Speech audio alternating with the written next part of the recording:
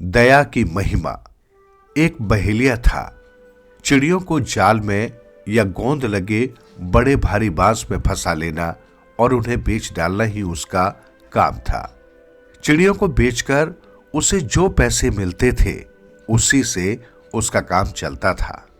एक दिन वो बहेलिया अपनी चद्दर एक पेड़ के नीचे रखकर अपना बड़ा भारी बांस लिए किसी चिड़िया के पेड़ पर आकर बैठने की राह देखता बैठा था।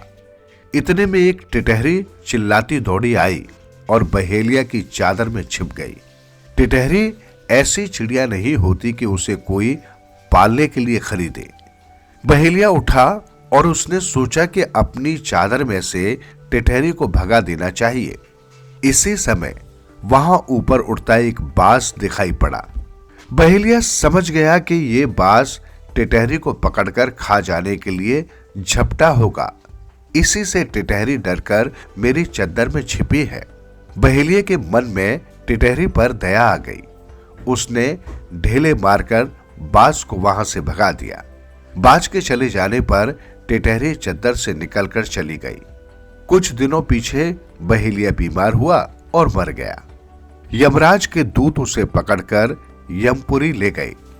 यमपुरी में कहीं आग जल रही थी, कहीं चूल्हे पर बड़े भारी कढ़ाओं में तेल उबल रहा था। पापी लोग आग में भूने जाते थे, तेल में उबाले जाते थे।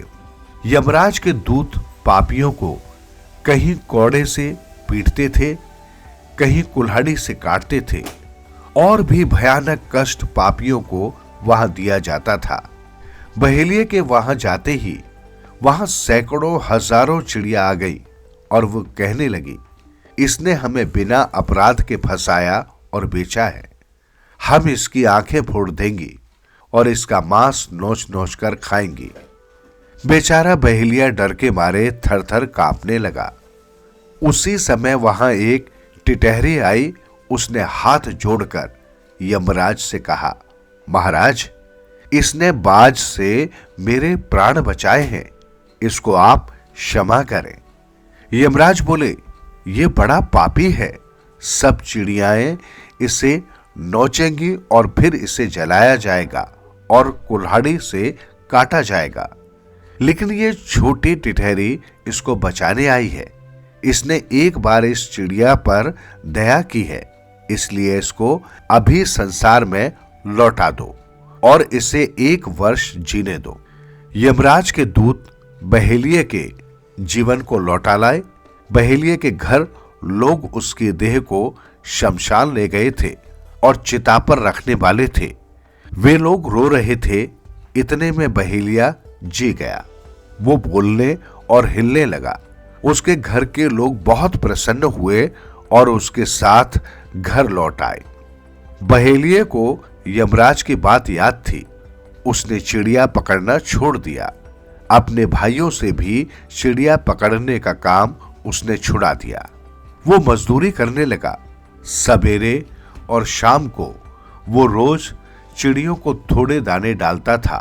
बहुत सी चिड़िया उसके दाने खा जाया करती थी। अब रोज वो भगवान की प्रार्थना करता था और भगवान का नाम जपता था। इससे बहेलिये के सब पाप कट गए। 1 वर्ष बाद जब वो मरा तब उसे लेने देवताओं का विमान आया और वो स्वर्ग चला गया। तुम्हें भी किसी भी जीव को कष्ट नहीं देना चाहिए। सभी जीवों पर दया करनी चाहिए। जो जीवों पर दया करता है उस पर भगवान प्रसन्न होते हैं। पर हित सरिस धर्म नाही भाई, पर पीड़ा सम नाही अदबाई।